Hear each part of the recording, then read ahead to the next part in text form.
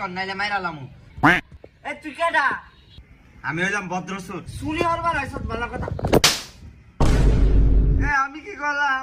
আরেকজনের বাইক আইলে যে সালাম দিতে আগে, এটা তোর বাপ মাসি আইছে না, পারিবারিক শিক্ষা নাই? এটা কি লিখে আইছত? আমি আপনাদের ভাই চুরি হরবার আইছি। আবার মারছুন না।